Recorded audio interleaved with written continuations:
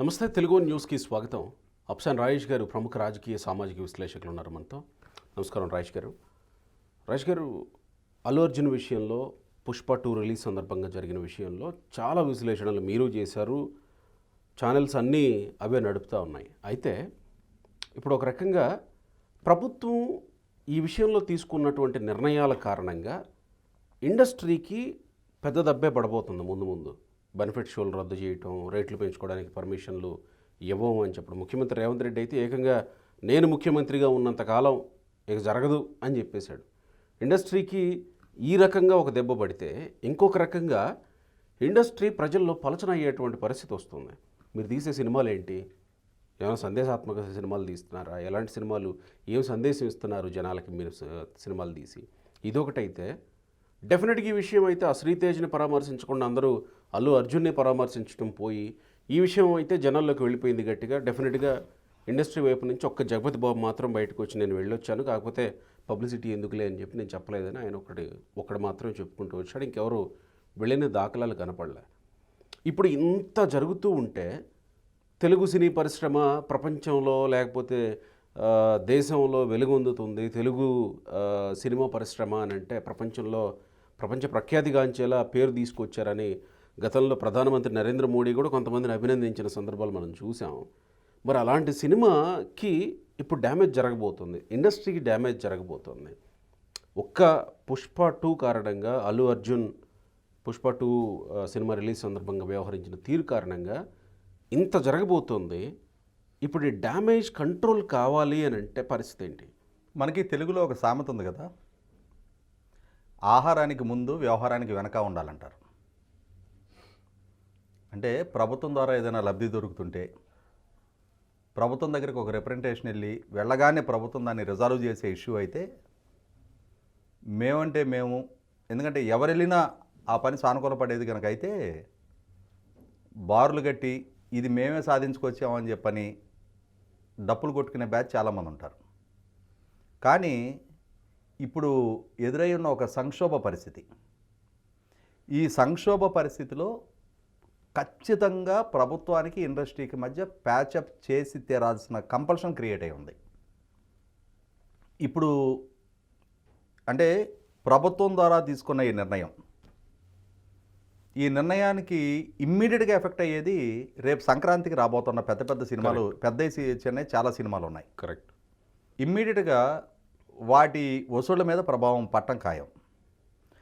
వసూళ్ల మీద ప్రభావం పట్టమే కాదు, ప్రభుత్వపరమైన సహాయ సహకారాలు కనుక కొరవడిన పక్షంలో అసలు ఇండస్ట్రీ మనుగడకి కూడా ఇబ్బందికరమైన పరిస్థితులు తలెత్తుతాయి. ఎందుకంటే నిన్న అంటే మనం కేసు గురించి మాట్లాడట్లేదు, దాని పని అది చేసుకుంటుంది. అసలు కేసు గురించి నేను కూడా ప్రస్తావించాలి. నేను అంటుంది ఏంటంటే ఇప్పుడు ఖచ్చితంగా ఎంత చిన్న స్టార్ అయినా సరే, ఒక సినిమాలో నటించే ఒక క్యారెక్టర్ ఆర్టిస్ట్ అయినా సరే, స్క్రీన్ మీద కనిపించే అతను మనకి ఎక్కడన్నా బయట ఏ షాపింగ్ మాల్లోనో ఏ హోటల్లోనో ఏ ట్రాఫిక్లోనో ఎక్కడైనా మనకు ఎదురైతే ఇతను పలానా సినిమాలో నటించిన నటుడు కదా అని చెప్పని మనం ఆసక్తిగా చూస్తుంటాం. అతను కరెక్ట్. అంటే వాళ్ళకుండే సమ్మోహన శక్తి, వాళ్ళకుండే ఫ్యాన్ ఫాలోయింగు, అంతటి ఫ్యాన్ ఫాలోయింగ్ ఉన్న నటులు పోలీసుల సహాయ సహకారాలు లేకుండా వాళ్ళ డే టు డే యాక్టివిటీస్ మొత్తంగా ప్రైవేటు సెక్యూరిటీ ఏజెన్సీస్, బౌన్సర్ల మీద ఆధారపడి నిర్వహించుకోవడం అనేది అసాధ్యం. ఇటువంటి పరిస్థితుల్లో బౌన్సర్ వ్యవస్థ కూడా ఇప్పుడు ప్రశ్నార్థకంగా మారుతూ ఉంది. పోలీస్ డిపార్ట్మెంటు ఎగ్జాక్ట్లీ బౌన్సర్ వ్యవస్థ, వాళ్ళ యాటిట్యూడు, వాళ్ళ బిహేవియర్ మీద కూడా వాళ్ళు ప్రభుత్వ పరంగా మేము ప్రాపర్గా ఇక్కడి నుంచి స్క్రీనింగ్ చేస్తాం, వీళ్ళు మ్యాన్ హ్యాండిల్ చేస్తుంటే దాన్ని కట్టడి చేస్తామని చెప్పని పోలీస్ డిపార్ట్మెంట్కి అధికారం ఉంది. అవును కదా. బౌన్సర్లు అనేవాళ్ళు ఒక సర్టెన్ ఎక్స్టెంట్ వరకే వాళ్ళు పరిమితంగా ఉండాలి. కానీ మనకు తెలుసు చాలా సందర్భాల్లో బౌన్సర్లు పరిధి దాటే వ్యవహరిస్తూ ఉంటారు. వాళ్ళకుండే కండబలం చూసి సామాన్య ప్రజలు వాళ్ళని ప్రతిఘటించలేరు. అయితే ఇవన్నీ ఒకదానికొకటి అక్యుములేట్ అయ్యి సమాజంలో చాలా చర్చనీయాంశంగా మారిందనేది వాస్తవం. ఇటువంటి పరిస్థితుల్లో ప్రభుత్వం దగ్గరికి వెళ్ళి ప్రభుత్వంతో మాట్లాడి ఒక సామరస్యపూర్వక పరిష్కారం దిశగా ఇండస్ట్రీ తరఫున రిప్రజెంటేషను ఎవరు చేయాలి? ఇప్పుడు పిల్లి మెడలో గంట కట్టేది ఎవరు? ఒక వ్యక్తిగా పూనుకోవాలా, ఒక వ్యవస్థగా పూనుకోవాలా, ఒక ప్రతినిధి బృందంగా పూనుకోవాలా? ఇది ఒక $1 మిలియన్ ప్రశ్న. ఎందుకంటే ఆ అగాధం రోజు రోజుకి పెరుగుతూ ఉంది. ప్రభుత్వ పరంగా విధాన నిర్ణయాలు తీసుకుంటూ ఉన్నారు, వాళ్ళు అసెంబ్లీ వేదికగా ప్రకటిస్తూ ఉన్నారు. ఇటువంటప్పుడు 100% ఇండస్ట్రీ వైపు నుంచి కొంత దాన్ని ప్యాచప్ చేసుకోవాల్సిన అవసరం ఉంది. అదే సందర్భంలో ప్రభుత్వ పరంగా కూడా ఘర్షణపూరిత వాతావరణం సహేతుకం కాదు. ఎందుకంటానంటే ఇవాళ ఎవరైనా వ్యాపార దృక్పథంతో వ్యాపారం చేస్తారు. ఒక రియల్టర్ అయినా, ఒక పారిశ్రామికవేత్త అయినా, ఒక షోరూము, ఒక మల్టీప్లెక్స్ పెట్టిన వాళ్ళైనా వాళ్ళు పెట్టిన పెట్టుబడి మీద లాభార్జన కోసమే పెట్టుకుంటారు తప్ప సమాజ సేవ కోసం పనిచేసే వాళ్ళు ఏ వ్యాపారస్తుడు, ఏ పారిశ్రామికవేత్త, ఏ రియల్టర్ ఉండరు. ఒక్క సినిమా వాళ్ళనే మీ సంపాదన కోసం ఉన్నారు అని చెప్పని బ్లేమ్ చేయటం కూడా 100% ఆక్షేపణీయం. ఇంకా మాట్లాడుకుంటే మిగిలిన వ్యాపారాలతో పోల్చి చూసినప్పుడు సినిమా వ్యాపారం అనేది ఒక లాటరీ. అంతే టైంకి స్పెండ్ చేయాలి, అంతే డబ్బులు ఖర్చు పెట్టాలి, కానీ ప్రేక్షకాదరణ పొందటం పొందకపోవటం అనేది వీళ్ళ చేతిలో ఉండదు. ప్రేక్షకాదరణ పొందితే వీళ్ళ ప్రాజెక్టు వైబుల్ అవుద్ది, పొందకపోతే కాపురాలు నడిరోడ్డుకు వచ్చిన కుటుంబాలు మనకు చాలామంది హైదరాబాద్లో కనిపిస్తూ ఉంటారు. ఆత్మహత్యలు చేసుకున్న వాళ్ళు లేరా? చాలామంది మనకు రోడ్ల మీద కనిపిస్తూ ఉంటారు. కాబట్టి ఏంటంటే ఇక్కడ అంత రిస్క్కి ఓర్చి ఆ ఇండస్ట్రీలో వాళ్ళు సినిమాలు మేకర్స్గా కొనసాగుతూ ఉన్నారు. ప్రొడ్యూసర్లు కానీ, టెక్నీషియన్స్ కానీ. టెక్నీషియన్ అంటే అతను పనిచేసిన దానికి అతనికి రెమ్యునరేషన్ వస్తుంది. కానీ వాళ్ళ డబ్బు ప్రజల మీద వెరజిమ్మి టికెట్ల రూపంలో చిల్లరగా వసూలు చేసుకోవాల్సిన బాధ్యత ప్రొడ్యూసర్ది. ఇవాళ ఈ ప్రొడ్యూసర్ అనే వ్యవస్థ ఉంటేనే ఇండస్ట్రీ మనుగడ సాగేది. ఇండస్ట్రీ మనుగడ సాగటం వల్ల హైదరాబాదు నగరంలో ఆ ఇండస్ట్రీ మీద డైరెక్ట్ ఆర్ ఇండైరెక్ట్ టెక్నీషియన్స్ కానీ, వివిధ క్రాఫ్ట్లో కానీ, లైట్ బాయ్ దగ్గర నుంచి మొదలు పెట్టుకుంటే ప్రతి సంవత్సరం మనకి ఒక 200 వరకు తెలుగులో సినిమాలు ప్రొడ్యూస్ అవుతూ ఉన్నాయి. కాబట్టి 150 నుంచి 200 పైన వరకు తెలుగులో సినిమాలు ప్రొడ్యూస్ అవుతూ ఉన్నాయి. కాబట్టి కనీసం ఒక 50,000 నుంచి 1,00,000 మంది అయినా ఇండస్ట్రీ మీద డిపెండ్ అయి పనిచేసే వాళ్ళు ఉంటారు. డైరెక్ట్ అండ్ ఇండైరెక్ట్ ఎంప్లాయ్మెంట్ అంటే థియేటర్లో సైకిల్ స్టాండ్ నిర్వాహకులతో కూడా కలిపి లెక్కేసుకుంటాం మనం. మరి ఇంతమందికి ఉపాధి కల్పిస్తున్న రంగం, ప్రభుత్వానికి ట్యాక్సెస్ పే చేస్తున్న రంగం, ఆ రంగాన్ని పూర్తి స్థాయిలో నిర్లక్ష్యం చేయాలనే ఆలోచన ప్రభుత్వానికి కూడా ఉండదు. కానీ ఏంటంటే ఇప్పుడు ఎదురైన ఈ సెన్సిటివిటీ దృష్ట్యా కొంత ప్రభుత్వ పరంగా కూడా ఆ పరిస్థితికి ఇండస్ట్రీ అత్యుత్సాహమే కారణం. అల్లు అర్జున్ తను జైలు నుంచి వచ్చాడు అనగానే మనం గమనించాం. ఈ ఇన్సిడెంట్ జరిగిన రోజు, అల్లు అర్జున్ అరెస్ట్ జరిగిన రోజు ఆంధ్రప్రదేశ్ రాష్ట్ర ప్రభుత్వం విజన్ 2047 డాక్యుమెంట్ అని చెప్పని రాబోయే 23 సంవత్సరాలకి ఆంధ్రప్రదేశ్ రాష్ట్ర 5 కోట్ల మంది ప్రజల భవిష్యత్తుకు సంబంధించిన ఒక విధాన నిర్ణయ డాక్యుమెంట్ రిలీజ్ చేస్తూ ఉన్నారు. మా విజన్ ఇది, ప్రభుత్వ పరంగా ఈ విధమైన నిర్ణయాలు తీసుకుంటున్నాం, మీ భవిష్యత్తు ఈ విధంగా ఉండబోతుంది అనే ఒక డాక్యుమెంట్ రిలీజ్ చేస్తుంటే అది కూడా హైజాక్ అయిపోయింది అల్లు అర్జున్ అరెస్ట్ వార్త.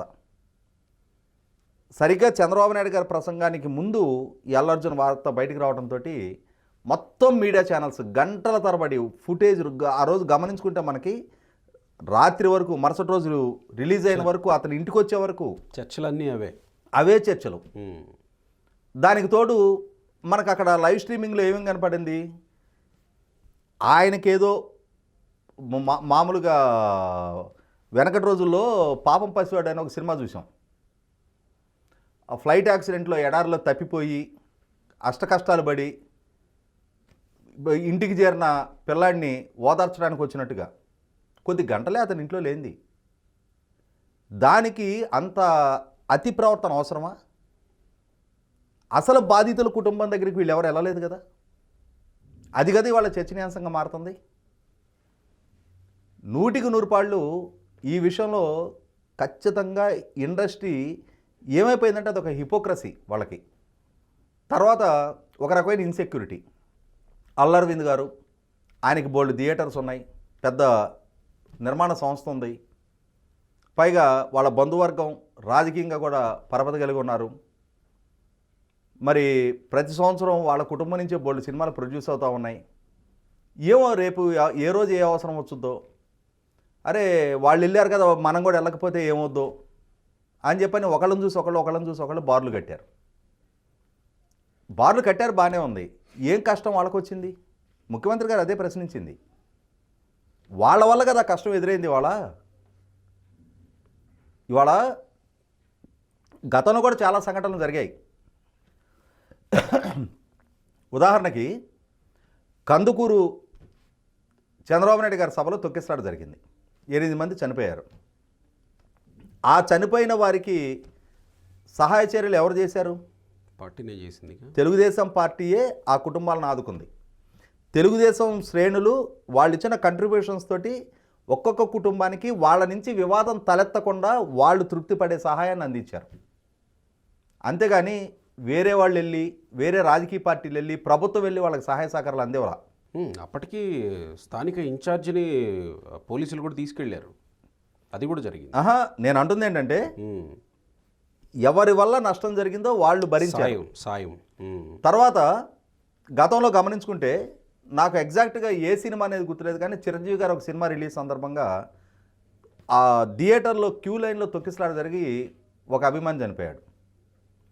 అలాగే రామ్ చరణ్ మగధీర సినిమా రిలీజ్ సందర్భంగా ఇంకొక అభిమాని చనిపోవడం జరిగింది. చిరంజీవి గారి కుటుంబమే స్పందించింది. వాళ్లే స్వయంగా వాళ్ళ ప్రతినిధిని పంపించి ఆ కుటుంబానికి సహాయ సహకారాలు అందించారు. మరి వాళ్ళ ఈ శ్రీతేజ్ కుటుంబం, రేవతి గారు చనిపోయారు, శ్రీతేజు ప్రాణాపాయ స్థితిలో హాస్పిటల్లో ఉన్నాడు. ఆ కుటుంబాన్ని పరామర్శించడానికి నిన్న కోమటిరెడ్డి వెంకటరెడ్డి గారు వెళ్ళి 25 లక్షల రూపాయలు సహాయం అందించడం ఏంటి?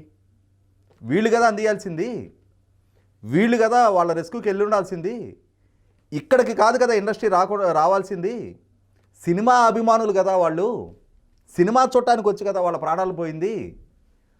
అభిమానులని పునాదులుగా చేసుకొని, అభిమానుల పునాదుల మీద మెట్లుగా చేసుకొని ఎదుగుతున్న హీరోలైనా టెక్నీషియన్స్ అయినా వాళ్ళని కదా ముందు కాపాడుకోవాల్సింది. ఇటువంటి ఒక సంక్లిష్ట పరిస్థితి ఇండస్ట్రీ సృష్టించిన నేపథ్యంలో వాళ్ళ క్రెడిబిలిటీ ఇవాళ ప్రజల్లో చర్చనీయాంశమైంది. వాళ్ళు స్వార్థపరులుగా చిత్రీకరణ జరుగుతూ ఉంది. ఇక్కడ ఈ విషయాన్ని అంతకంతకు కాంప్లికేట్ చేస్తున్నది ఎవరు? ఇక్కడ గమనించుకుంటే రేవంత్ రెడ్డి గారు పాలకుడు. ఒక సంఘటన జరిగింది. సంఘటన జరిగినప్పుడు సంఘటన మీద విచారించడం అనేది పోలీసుల కర్తవ్యం. ఆ రెగ్యులర్ పోలీసింగ్లో భాగంగా అక్యూజ్డ్ నెంబర్ 11గా ఉన్న అల్లు అర్జున్ అదుపులోకి తీసుకున్నారు. అదేదో ఒక నేరం ఘోరం జరిగిపోయినట్టు కేటీఆర్ గారు, హరీష్ రావు గారు, కవిత గారు, జగన్మోహన్ రెడ్డి గారు ఇంతమంది ప్రభుత్వాన్ని తప్పుపడుతూ స్పందించడం ఏంటి? భారతీయ జనతా పార్టీ స్పందించడం ఏంటి? అంటే పాలకుడుగా రేవంత్ రెడ్డి గారిని కాంగ్రెస్ పార్టీ ప్రతినిధిగా చూస్తున్నారా? ఆ పాలకుడు స్థానంలో ఈ స్పందించిన వ్యక్తులు ఎవరైనా ఉండుంటే వాళ్ళు చర్యలు తీసుకురా? వాళ్ళ బాధ్యత కాదా అది? వాళ్ళు పాలకులుగా ఉంటే అల్లు అర్జున్ను చాలా మంచోడు, మన బన్నీ కదా అని చెప్పని వదిలేస్తారా? ఇక్కడ ఈ రాజకీయ వైరుధ్యాలు ప్రదర్శించిన పర్యవసానం రేవంత్ రెడ్డి గారిని టార్గెట్ చేయటం కోసం అల్లు అర్జున్ని సమర్థిస్తున్నారు తప్ప అల్లు అర్జున్ మీద ప్రేమ గారిపోయి కాదు. మరి చంద్రబాబు కూడా పరామర్శించాడుగా. చంద్రబాబు పరామర్శించాడు. చంద్రబాబు రేవంత్ రెడ్డిని తప్పుపట్టలేదు. ఓకే. కానీ ఈరోజు చూసాం పురంధరేశ్వర గారి స్టేట్మెంటు. ఆమె ఆంధ్రప్రదేశ్ రాష్ట్ర భారతీయ జనతా పార్టీ శాఖ అధ్యక్షురాలు. ఇక్కడ భారతీయ జనతా పార్టీకి కాంగ్రెస్ పార్టీతో ఉన్న వైరుధ్యాల దృష్ట్యా ఆమె కూడా అరెస్టును తప్పు పడతా ఉన్నారు. అరెస్ట్ చేయటం తప్పు అంటున్నారు. ఏ విధంగా తప్పు అరెస్ట్ చేయటం?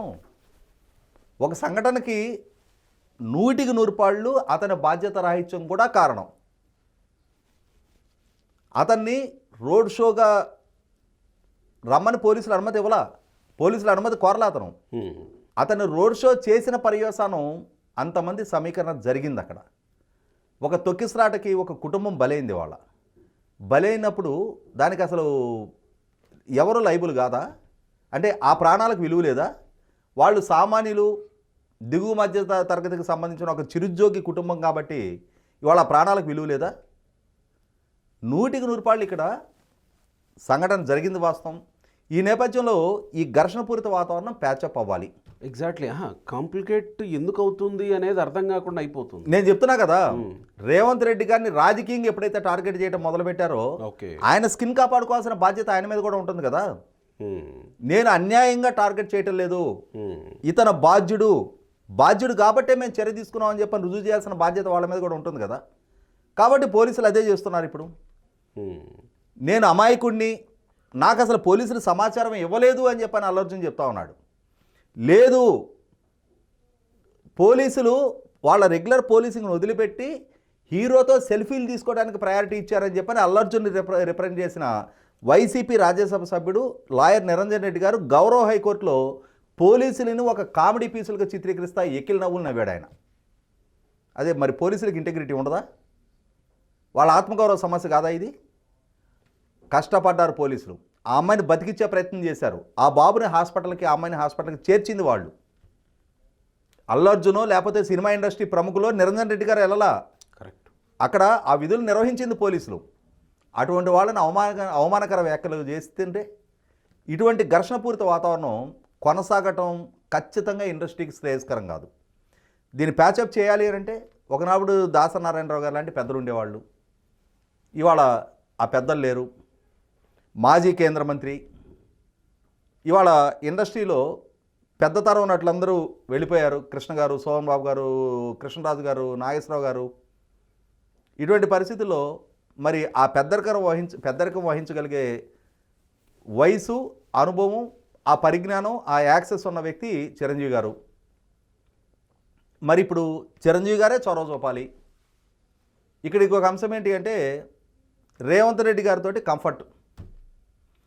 చిరంజీవి గారు ఒకనాడు కాంగ్రెస్ పార్టీలో పనిచేస్తున్న వ్యక్తిగతంగా రేవంత్ రెడ్డి గారితో పెద్ద సన్నిహిత సంబంధాలు కలిగి ఉన్న నాయకుడు కాదు. మనకందరికీ తెలుసు బాలకృష్ణ గారికి రేవంత్ రెడ్డి గారితో సన్నిహిత సంబంధాలు ఉన్నాయి. ఇటువంటి సందర్భంలో అవసరమైతే బాలకృష్ణ గారు, చిరంజీవి గారు, ఇంకా ఇతర ప్రముఖులు కొంతమంది కలిసి రేవంత్ రెడ్డి గారిని కలవాలి. ఈ ఘర్షణపూరిత వాతావరణానికి ఒక ముగింపు, ఒక లాజికల్ కంక్లూషన్ తెచ్చి తీరాలి. ప్రభుత్వానికి ఇండస్ట్రీకి మధ్య ఈ ఘర్షణపూరిత వాతావరణం ఎవరికి వాంఛనీయం కాదు. ఎందుకంటే ఇవాళ జీవితాలతో ముడిపడి ఉన్న వ్యాపారం అది. ఒక సినిమా సక్సెస్ అయితే సక్సెస్ అని క్లెయిమ్ చేసుకోవడానికి చాలామంది ఉంటారు. నేనే ఆ స్టోరీకి జిరాక్సులు తీశానన్న దగ్గర నుంచి అందరూ చెప్పుకుంటారు. మనకు తెలుసు ఒక సినిమా విడుదలయ్యి సక్సెస్ అవుతూ ఉన్నప్పుడు యూట్యూబ్లో ఇంటర్వ్యూలో చూస్తూ ఉంటాం మనం. ఆ హీరో కారు తోలింది నేనే. ప్రతి ఒక్కళ్ళు విజయాన్ని క్లెయిమ్ చేసుకుంటారు. అపజయానికి బాధ్యుడు మాత్రం ప్రొడ్యూసర్ ఒక్కడే. ఇవాళ ప్రొడ్యూసర్ల దగ్గర నుంచి అందరి భవిష్యత్తుతో ముడిపడి ఉన్నది. కాకపోతే ఏమవుతుందంటే విజయం అనేది ఈ టెక్నీషియన్స్కైనా ఈ కాస్టింగ్కైనా కూడా ఇంకా 4 ప్రాజెక్టులు రావడానికి ఆస్కారం ఉంటుంది. ఇటువంటి ఒక లాటరీ ప్రపంచంలో బతుకుతున్న ఇండస్ట్రీ, వాళ్ళ సర్వస్వాన్ని వడ్డీ రిస్క్ చేస్తున్న ఇండస్ట్రీ ఇటువంటి ఘర్షణపూరిత వాతావరణంలో సస్టైన్ అవ్వగలగటం అనేది అసాధ్యం. ప్రభుత్వంతో ఒక అనివార్య యుద్ధ వాతావరణాన్ని ఎదుర్కొని వాళ్ళు సస్టైన్ అవ్వలేరు. కాబట్టి ఇక్కడ ఇన్ఫ్రాస్ట్రక్చర్ మొత్తం ఇక్కడే ఉంది. దశాబ్దాల వాళ్ళ శ్రమ, వాళ్ళ పెట్టుబడులు మొత్తం ఇక్కడే ఉన్నాయి. ఓవర్ నైట్ ఇక్కడి నుంచి సర్కస్ డేరా ఎత్తినట్టు ఇంకొక ప్రాంతానికి వెళ్ళిపోవడం కూడా సాధ్యం కాదు. కాబట్టి ఎట్టి పరిస్థితుల్లో ఇక్కడే ఇండస్ట్రీ ఉండాలి, ఇక్కడే వాళ్ళు సర్వైవ్ అవ్వాలి, ఇక్కడే వాళ్ళ ఫిల్మ్ మేకింగ్ జరగాలి. ఇటువంటి పరిస్థితుల్లో ఇక్కడ ఈ ప్రభుత్వంతో ఈ ఘర్షణపూరిత వాతావరణాన్ని ప్యాచప్ చేసుకునే తీరాలి. ఆ చేసుకోవాలంటే నా ఉద్దేశం అయితే చిరంజీవి గారు, బాలకృష్ణ గారు వారిద్దరిని ముందు పెట్టి వారి వెనక మిగిలిన ప్రముఖులు కూడా నడిచి ప్రభుత్వంతో ముందు అల్లు అర్జున్ కేసు, అల్లు అర్జున్ వల్ల ఎదురైన ఇన్కన్వీనియన్స్ ఇవన్నీ ఒక ఫ్యాక్టర్. కానీ దీని కారణంగా మొత్తం ఇండస్ట్రీ ఎందుకు విక్టిమ్ కావాలి? ఎగ్జాక్ట్లీ. ఇవాళ మొత్తం కలుపుకుంటే ఇండస్ట్రీలో ఒక 1000 మంది ప్రముఖులు ఉన్నారు అనుకుంటే, ఒక 500 మంది ప్రముఖులు ఉన్నారు అనుకుంటే అల్లు అర్జున్ ఇంటికి ఒక 50 మంది 60 మంది వెళ్ళి ఉంటారు. ఆ అల్లు అర్జున్ ఇంటికి వెళ్ళిన వాళ్ళే కాదు, మొత్తం ఇండస్ట్రీ అంతా. కొంతమంది ప్రముఖులు వెళ్ళారు. వాళ్ళు కూడా రేపు విక్టిమ్సే. అంటే ఆ రోజున అల్లు అరవింద్ కళల్లో గుడ్ లుక్స్ కోసం వీళ్ళందరూ పరిగెత్తుకెళ్ళారు. కానీ దాని పర్యవసానం ఇటువంటి సంక్లిష్ట పరిస్థితి ఎదురవుతుంది అని అంటే అల్లు అర్జున్ ఫోన్లు చేసి పిలిచినా కూడా ఫోన్లు కూడా ఎత్తేవాళ్ళు కాదు. వ్యాపార ప్రపంచం ఎవరి ప్రయోజనాలు వాళ్ళకి ముఖ్యం. అల్లు అర్జున్ ఏం చేసి ఉంటే ఇంత తీవ్రమైనటువంటి ఇది వచ్చి ఉండేది కాకపోయి ఉండొచ్చు. తప్పు జరగటం అతని చేతిలో లేదు, జరిగిపోయింది తప్పు. కరెక్ట్. తప్పుని అడ్మిట్ అవ్వడానికి ధైర్యం కావాలి. నా వల్ల ఒక పొరపాటు జరిగింది, ఈ పొరపాటుని చక్కదిద్దాల్సిన బాధ్యత నా మీద ఉంది. ఒక ఎగ్జాంపుల్ చెప్తా. నేను ఒకరోజు కారులో వస్తున్నా. నందిగామ సెంటర్లో నాకు కార్ డ్రైవింగ్ రాదు. కారు డ్రైవ్ చేస్తున్న అతను రాంగ్ రూట్లో ఆపోజిట్ సైడ్లో వస్తున్న ఒక బల్ల రిక్షా అతన్ని గుద్దాడు. మాదే తప్పు, మా డ్రైవింగ్ చేసే అతనిదే తప్పు. అతను ఆ రిక్షా విరిగిపోయింది, అతను కూడా రోడ్డు మీద పడిపోయాడు. ఇతను వెళ్ళిపోదామన్నాడు, జనాలు వచ్చేలోపు మనం పారిపోదామన్నాడు. నేను ఒప్పుకోలా, మన వల్ల జరిగింది నష్టం, నీకు ధైర్యం లేకపోతే నువ్వు వెళ్ళిపో, నేను ఫేస్ చేస్తానని చెప్పి నేను కారు ఆపించి దిగేశాను. నేను ఒక నష్టం జరిగితే, ఒక కష్టం ఎదురైతే ఆ ఎదుర్కోవటానికి కూడా ధైర్యం కావాలి. అల్లు అర్జున్ ఆ నైతికత ప్రదర్శించుండాల్సింది. ఆ ప్రదర్శించున్నట్టయితే అతని మీద ఇవాళ ఇంత ఆగ్రహావేశాలు వెలువెత్తడానికి ఆస్కారం ఉండేది కాదు. ఒక పొరపాటు జరిగింది, మా వల్ల ఒక కుటుంబానికి నష్టం జరిగింది, మాది బాధ్యత, మేము నిలబడుతున్నామని చెప్పని అతను వెళ్ళాలి. అతను వెళ్ళలేకపోతే కేసు నమోదైన దృష్ట్యా అతనికి ఇబ్బందికరమైన పరిస్థితి ఉంటే వాళ్ళ తండ్రి వెళ్ళాలి, వాళ్ళ తమ్ముడు వెళ్ళాలి. ఏదైనా భోజనానికి పిలిస్తే వెళ్ళరా? వాళ్ళ స్థాయి వ్యక్తులు ఏదైనా ఒక ఇచ్చిపుచ్చుకునే లావాదేవీలు ఉన్నాయంటే వెళ్ళరా? ఒక కష్టం వచ్చేప్పటికి మాత్రం అంటే వాళ్ళు చిన్న వ్యక్తులు కాబట్టేనా? వీళ్ళకన్నా పెద్ద వ్యక్తులు అయితే పాదాక్రాంతం అవుతారుగా. ఇదే అల్లు అర్జున్ ఎన్నికలు జరుగుతూ ఉన్న సందర్భంగా తన కుటుంబ సభ్యులు మొత్తం పిఠాపురంలో పవన్ కళ్యాణ్ గారి ఎన్నికలకి ప్రచారానికి వెళ్తుంటే తన తండ్రితో సహా తాను మాత్రం నంద్యాల తన మిత్రుడికి ప్రయారిటీ ఇచ్చి ఎందుకు వెళ్ళాడు? అంటే ఆర్థికంగా, సామాజికంగా తనకి సమాన స్థాయిలో ఉన్న వ్యక్తులైతేనే రెస్పాండ్ అవుతారా? ఆ విఘ్నత ప్రదర్శించని పర్యవసానం అల్లు అర్జున్ ఇవాళ అతను ఐసోలేట్ అవుతూ తనతో పాటుగా ఇండస్ట్రీ మొత్తాన్ని కూడా బలిపేట మీదకి ఎక్కిస్తూ ఉన్నాడు. ఖచ్చితంగా ఇప్పటికైనా సరే యాటిట్యూడ్ మార్చుకొని తీరాలి. రైట్.